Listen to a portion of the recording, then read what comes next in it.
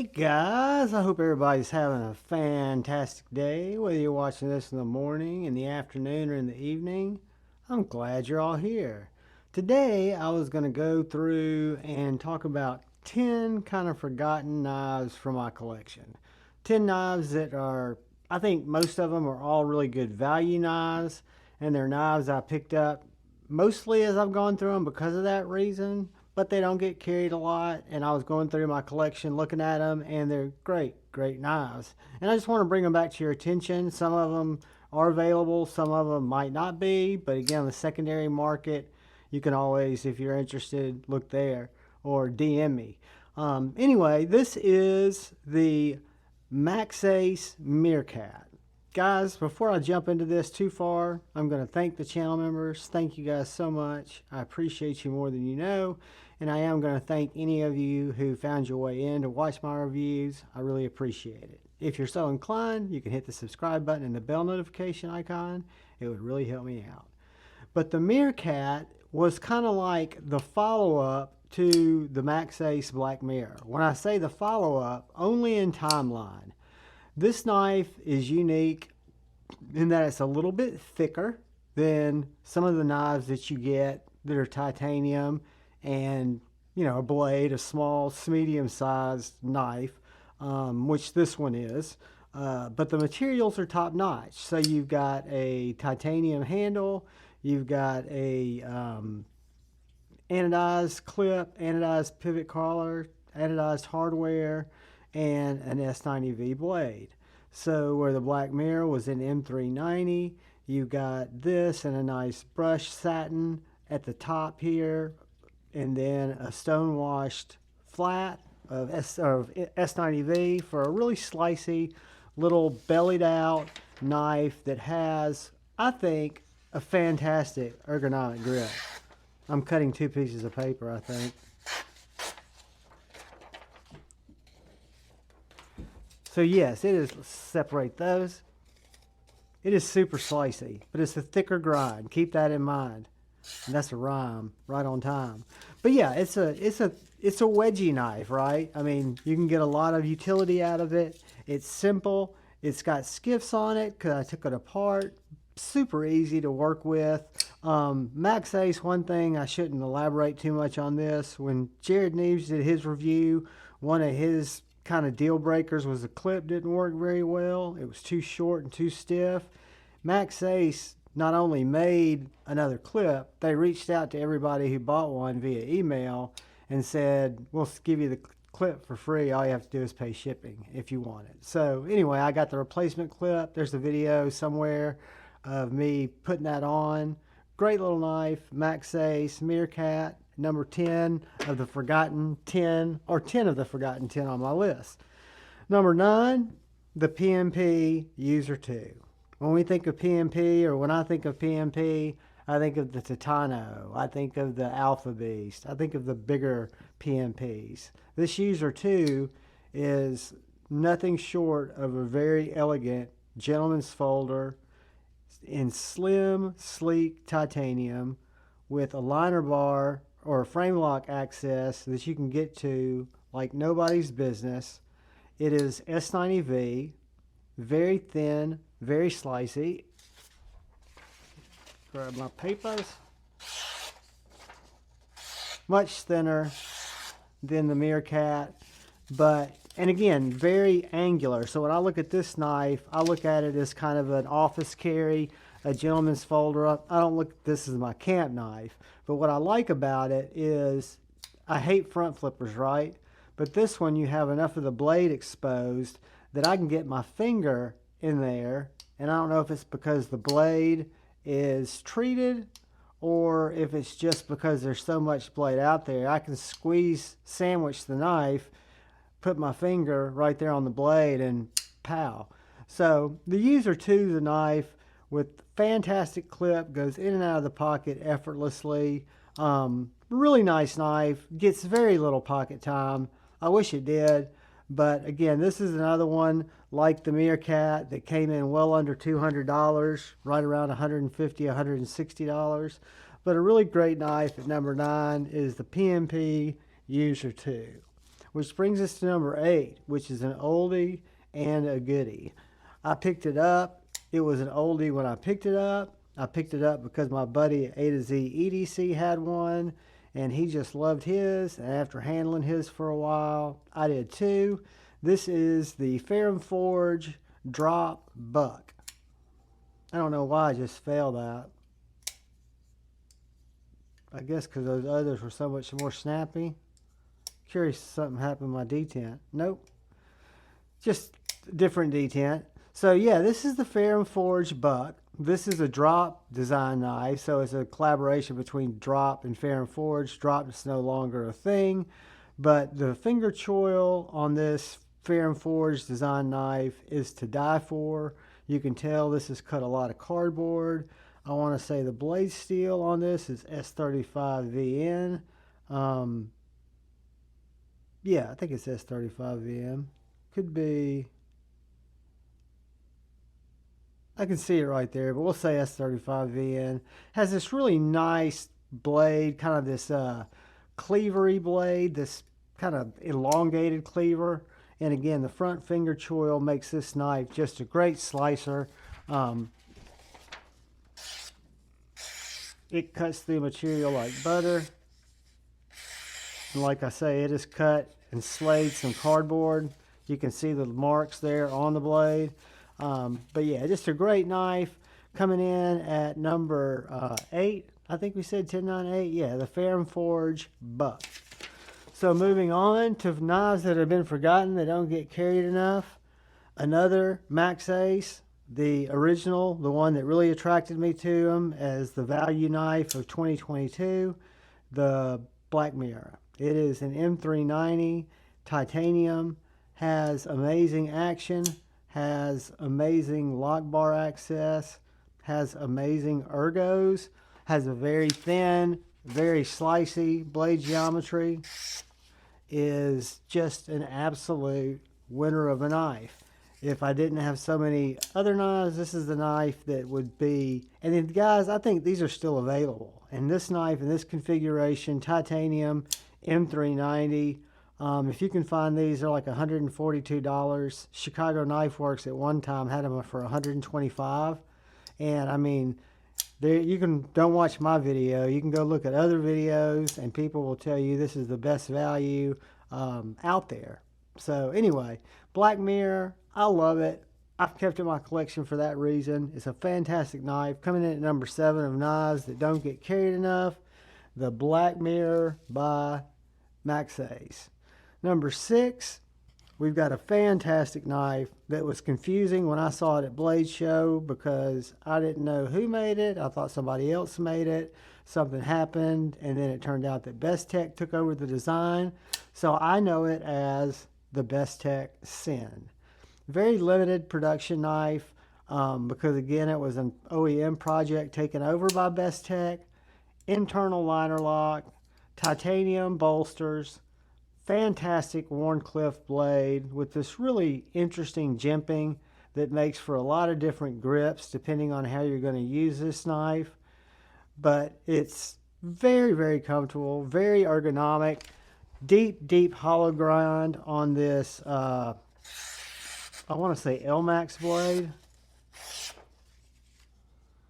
I want to say this blade is LMAX. It is, yeah. LMAX blade. Bestech Syn, has great action. I love the micarta. It's a full-size knife, has the flipper deployment only, or the blade hole, so you can thumb flick it or middle finger flick it because it is a concealed frame lock or bolster lock. But coming in at number 7 or number 6, we've got the Bestech Syn. Great knife. Another knife that doesn't get carried enough, that's just recently came to my collection, used to be in my collection, was gifted away to a buddy, Dark Gravity, and then this one came into my collection through a Jared Neves, Brother Neves giveaway that I happened to win.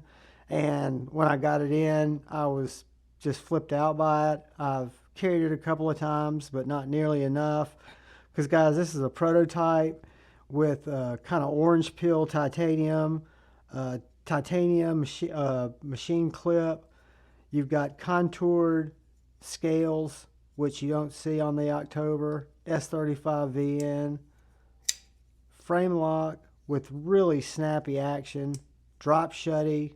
You've got that rear flipper, you've got the middle finger flick, and you've got that great choil, that DOCK design, and you've got just an absolute laser beam of a knife. And the Kizer October in this configuration, when it came in, like I said, I've carried it a couple of times.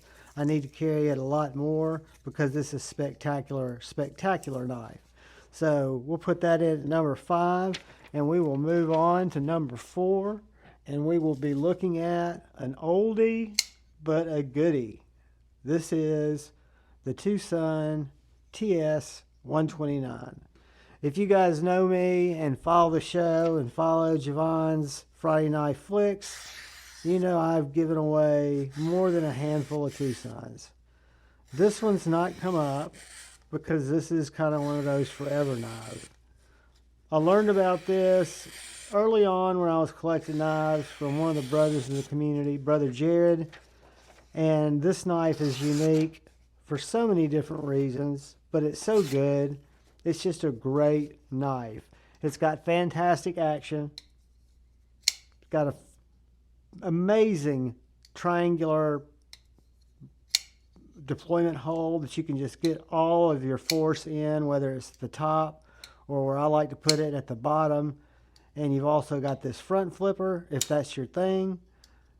Really cool shaped blade that, as you can tell, is very effective cutting. I love the little swoop you do up here at the tip, even a splinter digger. But this is the TwoSun TS129.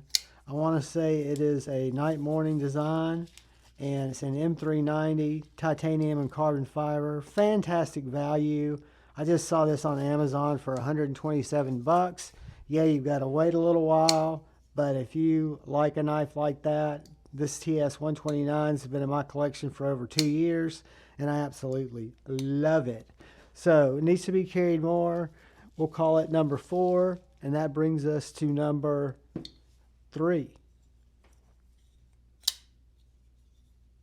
The Berg Blades Slim. One of my knives of the year was the Berg Blades Sweeney. I picked this up early in 2023 or earlier in 2023. The Berg Blades Slim, a little small cleaver, OEM by We. I really like this particular carbon fiber. I think that's what attracted me to it. And then I've always known about the Slim, kind of like the F 5.5 from Urban EDC. It's a knife that's been around in a lot of iterations. It has got this tall, flat ground blade that is as slicey as you would want. We did a fantastic job on this knife. The action is banging. It's got great detent. It is a thumb hole or finger hole deployment only, but it is the bolster lock, so if thumb flipping's your thing, this is a good knife to thumb flick. I don't really get much from thumb flicking. I'm more of a middle finger flicking guy, but this knife has a lot of finesse. It's got a great sharpening choil. Berg Blades Slim. Can't say enough nice things about it. I need to carry it more. It's coming in at number 3. Let's look at number 2. Number 2, guys, is a knife that is so good, it's almost criminal that I don't carry it more. It's criminal that it doesn't get more attention. And what has surprised me, unless I'm not aware of it, is this knife was released before Blade Show 2023 as a budget variation, where it was G10, still had this integral unibody construction, but instead of having an M390 blade and carbon fiber, it's G10 with, I can't remember if it's 14C, but this is an Axis style lock with a blade that can only be described as scrumptious. It's called the Big Belly, the name of the knife, for a reason. This knife was, when I bought it, probably one of the higher end knives that I owned at the time because of that integral carbon fiber construction. But when they came out with the Big Belly not the Big Belly 2, I guess you'd call it a budget Big Belly. They're all kinds of different G10 colors. I want to say this knife was right around $120. When I got this one, or if you find this one, it's going to be closer to $315, but it's worth every penny. It locks up like a champ. Super, super tight. The pivot could use just a little tweaky. Let's do that real quick. I did feel a little side to side there. Not wanting to slow you guys down, but we're almost to number 1, guys. Oh yeah.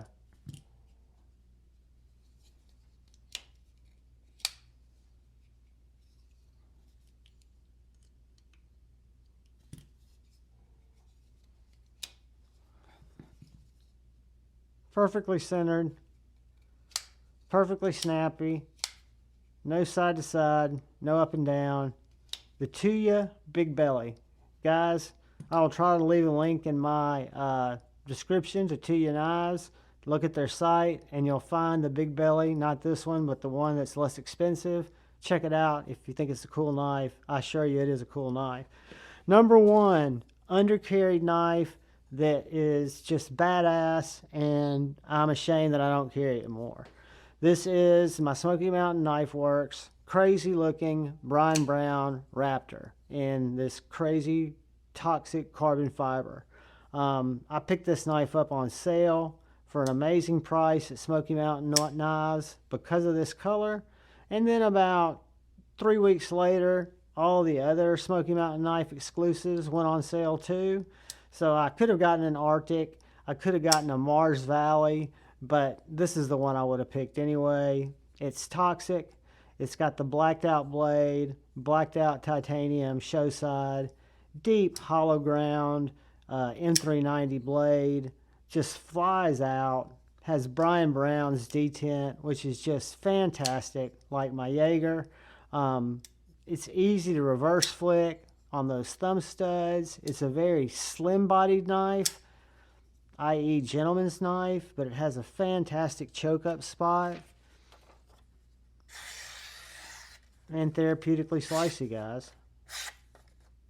And that is the Brian Brown Raptor, which is my number 1 undercarried, overlooked knife that stays in the box more than it should. It should be in the pocket much, much more. But all these knives are winners, guys. I love each and every one of them. I play with them. I give them love. I look at them and wonder why the heck I haven't carried them. Sometimes it makes me sad. Sometimes it makes me think I need to do the, 1 a day challenge or something where I can circle more knives, cycle more knives. But I'm always carrying something. Like right now when I'm filming this, I've got the Tau S in my pocket because I want to be able to give you guys my real deal thoughts on it when I do an review on it.